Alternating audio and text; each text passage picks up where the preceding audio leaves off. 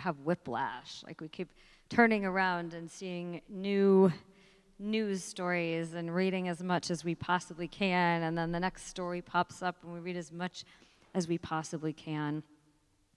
And in this confusing time, I was reminded of a Passover Seder that I went to a number of years ago with a friend from college. I went home with him to Charleston, South Carolina, and not only did they all sound funny, but I sat at the table, big table, lots of cousins and relatives, and who was seated next to me but Alan Dershowitz, who happened to have married into the family. So first of all was stress. My goodness, what am I going to say to Alan Dershowitz while we're sitting here at this Seder? But he told this story that I was thinking about earlier this week of a Seder that he went to, that I was not at, where he sat next to Camille Sadat, Anwar Sadat's daughter. And as people went around the table reading parts of the Haggadah, it came to be Camille Sadat's turn to read, and she got this passage about how awful the Egyptians were. And he said in that moment, he turned to her and said, "Oh, the ancient Egyptians," not the modern Egyptians, which seemed a perfectly reasonable effort to cover up the situation. But the complexity of our own story and our own time seems so present, I think, for all of us, trying to understand who the good guys are and the bad guys are and everything in between. Some of it is clearer than other details, lots of facts and lots of conflicting information. So I was just thinking about that as I was thinking we're heading into Passover. Of course, we begin this holiday on Monday night, a holiday of freedom and celebration, a holiday of our liberation and all kinds of good things for our people. It's the holiday that is the foundation myth, we say, of the Jewish people. It's the story. Foundation myth doesn't mean that it didn't happen. It means that it is the story, the founding story of who we are.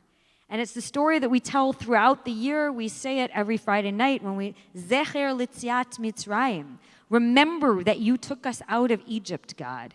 It's the foundation story of everything that we do all year. We say that when we lift up a cup of wine every single Shabbat. We say it when we say the words of Micha Mocha and we sing praises for our freedom. It's our story, and we are commanded to retell it, as if each one of us was personally taken out of the land of Egypt.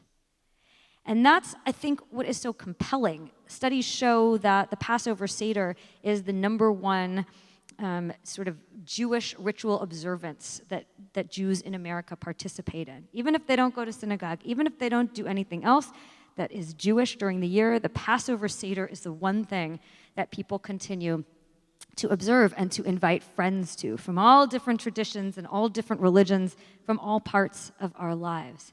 And it's fascinating to me. Why? Why is that the one tradition? It could be lighting Hanukkah candles. It could be blowing shofar. It could be, I don't know, a lot of things. But studies show that it's the Passover Seder.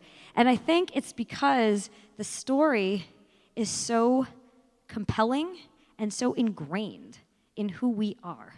This message of freedom and of celebration is truly who we are in the world.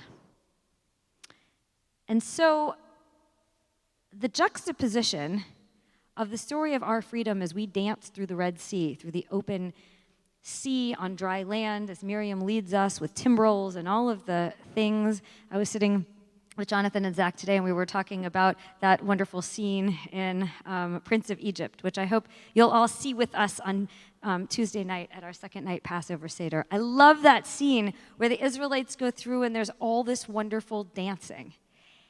And yet, the wonderful dancing comes just moments before there's suffering on the part of the Egyptian army as the sea closes and the chariots of the Egyptians who are coming to get the Israelites are drowned in the sea.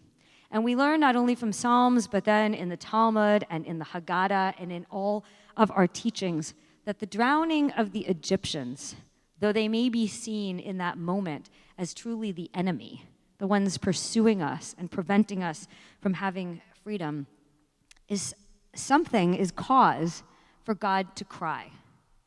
The rabbis who put together the Haggadah all those many years ago asked this question, why? If you happen to have a different night Haggadah, there's a whole beautiful page in there asking this question and looking at texts. Why would God say to limit the celebration, recognizing the suffering of the Egyptians, especially when it's our enemy that's suffering? It happens during the Seder when we dip a finger, right, and take out 10 plagues, removing 10 drops of wine so that our joy is 10 drops diminished. Just a little reminder that, in fact, the suffering of others is part of our celebration, is part of our pause during our celebration. It happens in a Jewish wedding, too. At the very end of a most joyous occasion, the very last thing that happens is the breaking of a glass, right? At which time we yell Mazel Tov as if this were like the precursor to the music, which is about to start. But actually, it's its own really powerful and poignant moment and lesson. Why do we break a glass in that very moment? The rabbis teach us, and there are many different answers to this question. You can look in the Jewish Book of Why, one of my favorite books to flip through. Why is it that we break a glass? The rabbis say it's probably to remember the destruction of the temple in Jerusalem. Maybe it's an okay answer. I don't love that answer, but it teaches us that even in the deepest moments of joy and celebration, we must remember something sad. Now, if that doesn't create neuroses in a people, I don't know what will, right? Like, let's just be happy for a minute. Can't we just? But Judaism teaches us actually no. When my friend, Rabbi Mo Salth, got married actually to Dr. Hilary Hotchkiss, I had gone to school with him, and John had gone to school with her for many, many, many years, back to college. When they were married on our wedding day, 5 years before we got married, Mo stood under the chuppah and said something very beautiful. He said in that moment of joy that the brokenness represented the brokenness that each person standing under the chuppah brought with them. The idea that actually the people standing under the chuppah were accepting of each other's brokenness and vowed their commitment to each other was not only to accept the joyous moments, but in fact to accept the moments of brokenness, of pain, of experiences that had come from before and under the chuppah and would continue throughout life.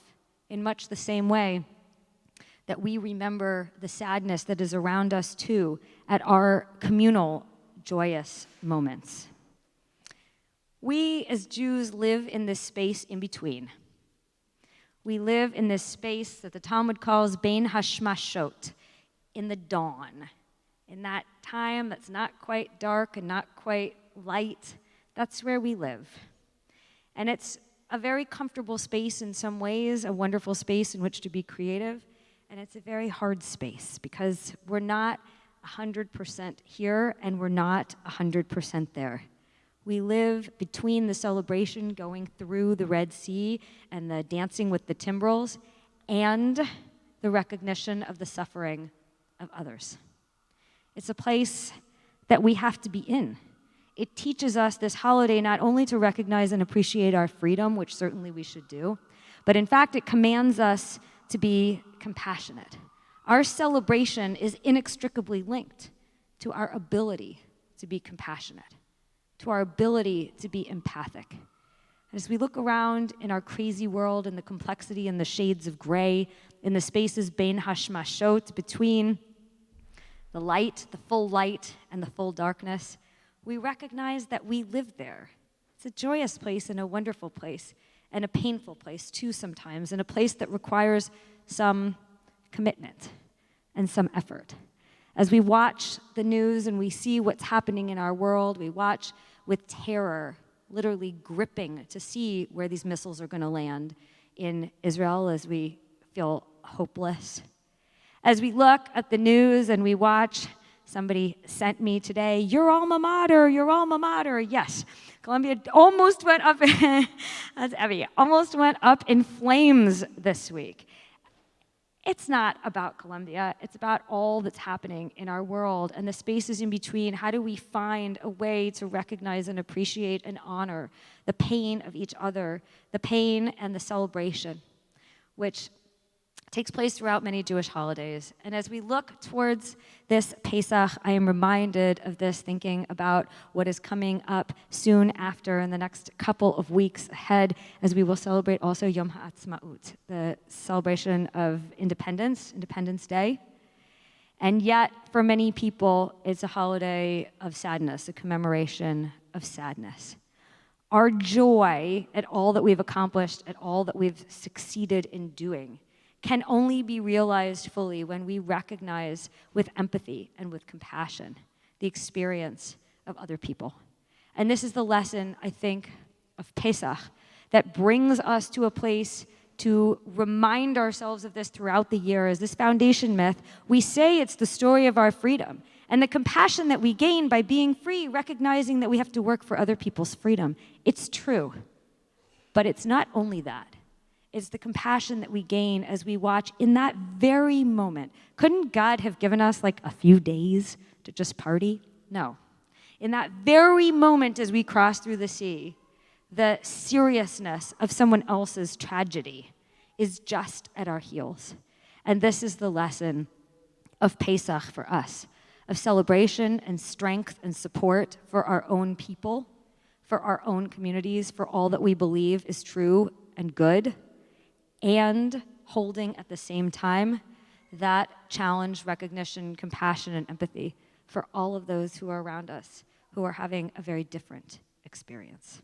Shabbat Shalom.